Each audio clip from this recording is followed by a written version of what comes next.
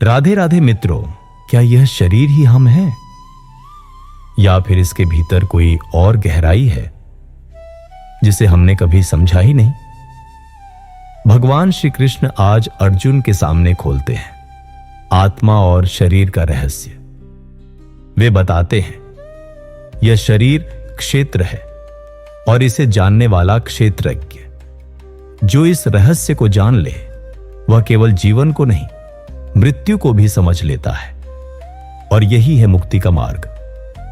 तो आइए सुनते हैं भगवान श्री कृष्ण की दिव्य वाणी। क्षेत्र और क्षेत्रज्ञ का रहस्य जो हमें दिखाता है आत्मा का स्वरूप और मोक्ष का सच्चा द्वार। हे अर्जुन, आज मैं तुम्हें उस गहन ज्ञान का उद्घाटन करने जा रहा हूं जो आत्मा और शरीर के रहस्य को उजागर करता है। यह ज्ञान वह है जिसे जानने के बाद इंसान भ्रम से मुक्त हो जाता है।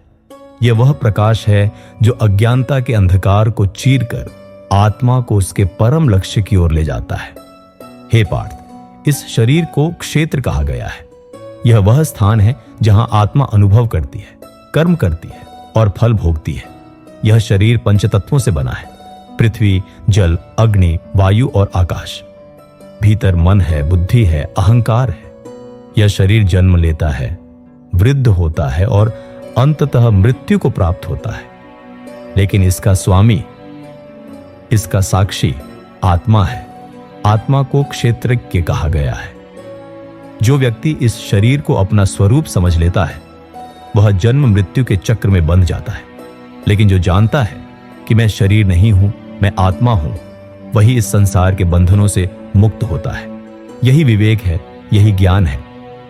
क्षेत्र शरीर की अनेक विशेषताएं हैं।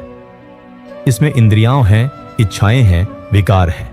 यह सतत परिवर्तनशील है, परंतु आत्मा अचल है, शुद्ध है, नित्य है। आत्मा को न अग्नि जला सकती है, न जल भिगो सकता है, न वायु सुखा सकती है, न शस्त्र काट सकते हैं। यह आत्मा अनादि है, अविनाशी है। हे अर्जुन, मैं हर एक शरीर में निवास करता हूं, एक ही आत्मा के रूप में। शरीर अनेक है लेकिन आत्मा एक है। जैसे एक सूर्य समस्त पृथ्वी को प्रकाशित करता है, वैसे ही एक आत्मा अनेक शरीरों में चेतना प्रदान करती है। यह समझना ही वास्तविक दृष्टि है। ज्ञानी वही है जो इस भेद को जानता है, जो यह समझता है कि हर जीव में वही परमात्मा विराजमान है। ऐसा ज्ञानी किसी से द्वेष नहीं करता, किसी से मोह नहीं रखता। वह संभव से देखता है, चाहे वह ब्राह्मण हो या चांडाल, गाय हो या हाथी, कुत्ता हो या गधा, सब में एक ही परमात्मा के दर्शन करता है। हे पार्थ, इस ज्ञान को प्राप्त करना सरल नहीं है, लेकिन असंभव भी नहीं। इसके लिए चाहिए विनम्रता, निरंतर अभ्यास, अहंकार का त्याग और गुरुओं के चरणों में श्रद्धा। जब मनुष्य अपने भीतर की अशुद्धियों को दूर करता है, जब उसका मन एकाग्र होता है, तब यह ज्ञान प्रकट होता है। यह ज्ञान सिर्फ पढ़ने या सुनने से नहीं आता, यह अनुभव से आता है।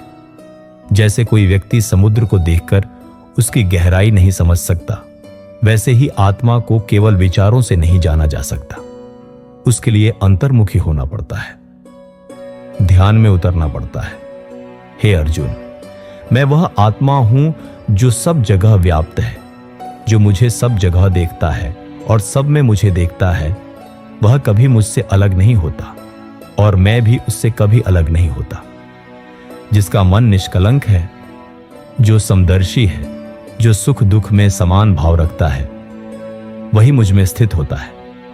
ऐसा योगी मेरे प्रिय होते हैं। इस प्रकार हे पार्थ, शरीर और आत्मा के इस रहस्य को जानकर मनुष्य इस संसार के बंधनों से मुक्त हो जाता है। यही है क्षेत्र क्षेत्रज्ञ का परम ज्ञान, यही है मुक्ति की राह। हे अर्जुन, अब मैं तुझे विस्तार से बताता हूं कि यह क्षेत्र कैसे बना है, इसके गुण क्या हैं और ज्ञान किसे कहते हैं। जब यह स्पष्ट हो जाएगा तब तुझे आत्मा और परमात्मा का साक्षात्कार होगा। क्षेत्र यानी शरीर, यह केवल एक काया नहीं है, यह पंचभूतों से बना हुआ है। पृथ्वी, जल, अग्नि, वायु और आकाश। इसमें अहंकार है, बुद्धि है, अव्यक्त प्रकृति है, इंद्रियां हैं और मन है। इसमें इच्छा है, द्वेष है, सुख दुख है, संयोग वियोग है, ये सब शरीर के क्षेत्र में आते हैं। यह क्षेत्र जन्म से ही कर्म के अधीन है। इसमें स्वभाववश आसक्तियां जुड़ी रहती हैं। मनुष्य अपने शरीर को ही अपना स्वरूप मान लेता है और आत्मा को भूल जाता है। यही अज्ञान है। लेकिन हे पार्थ, अब जान क्या है ज्ञान। ज्ञान है विनम्रता, अहिंसा, क्षमा, सरलता, गुरु की सेवा, शुद्धता, स्थिरता, आत्मसंयम। ज्ञान है विषयों के प्रति वैराग्य, जन्म मरण के दुख का बोध, एकांत और तटस्थता का अभ्यास। ज्ञान है आत्मा की खोज, मुझ परमात्मा के प्रति अनन्य भक्ति, नितांत तर्क से परे आस्था। जो इस प्रकार के गुण अपने जीवन में उतारता है वही वास्तव में ज्ञानी है। अन्य सब जानकारी, पांडित्य या तर्क केवल शब्दों का जाल है। हे अर्जुन, अब मैं तुझे उस परम तत्व का ज्ञान दूंगा जिसे जानने से मनुष्य अमृता को प्राप्त होता है। वह ब्रह्म, वह परम सत्य अनादि है, अविनाशी है। वह न तो दिखता है, न किसी इंद्रिय से पकड़ा जा सकता है। वह सर्वत्र व्याप्त है, फिर भी अलिप्त है। जैसे आकाश सब कुछ में रहते हुए भी किसी वस्तु से बंधा नहीं होता, वैसे ही परमात्मा सब कुछ में रहते हुए भी उनसे अछूता है। वह दृष्टा है, साक्षी है, संहारक है, पालक है। वह प्रकाश है, वह चेतना है, वही जीवन का स्रोत है। जो इस परमात्मा को जान लेता है वह जन्म और मृत्यु के चक्र से मुक्त हो जाता है। उसे फिर किसी शरीर में लौटना नहीं पड़ता। वह मुक्त आत्मा कहलाता है। हे अर्जुन, अब सुन, जो तत्व ज्ञान मैंने तुझे अब तक बताया वह केवल एक झलक थी उस परम सत्य की जो समस्त संसार का आधार है। इस परम तत्व को जानना स्वयं को जानना है। जब कोई व्यक्ति यह जान लेता है कि क्षेत्र शरीर और क्षेत्रज्ञ आत्मा दोनों भिन्न हैं, तब उसके भीतर विवेक प्रकट होता है।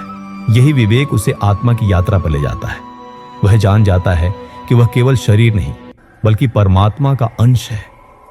जो आत्मा को देखता है वह जन्म और मृत्यु के बंधनों से परे हो जाता है। वह जानता है कि आत्मा न जन्म लेती है न मरती है। आत्मा नित्य है, शाश्वत है। वह जानता है कि शरीर तो एक वस्त्र के समान है जिसे आत्मा त्याग कर नया धारण करती है। हे पार्थ, जब यह विवेक जागृत होता है तब व्यक्ति मोह, क्रोध, लोभ और अहंकार से मुक्त हो जाता है। वह शांत हो जाता है, संभव में स्थित हो जाता है।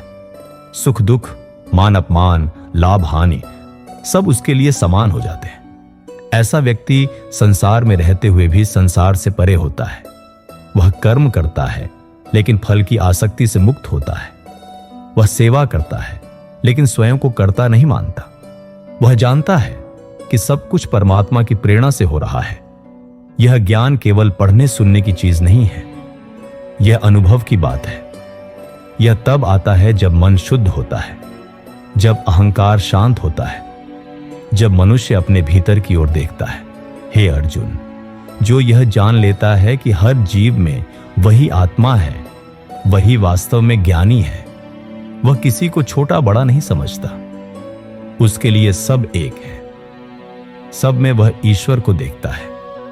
ऐसा व्यक्ति करुणा से भरा होता है।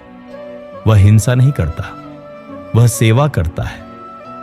वह जानता है कि परमात्मा केवल मंदिरों में नहीं है, वह तो हर प्राणी में है, हर अनुभव में है, हर श्वास में है।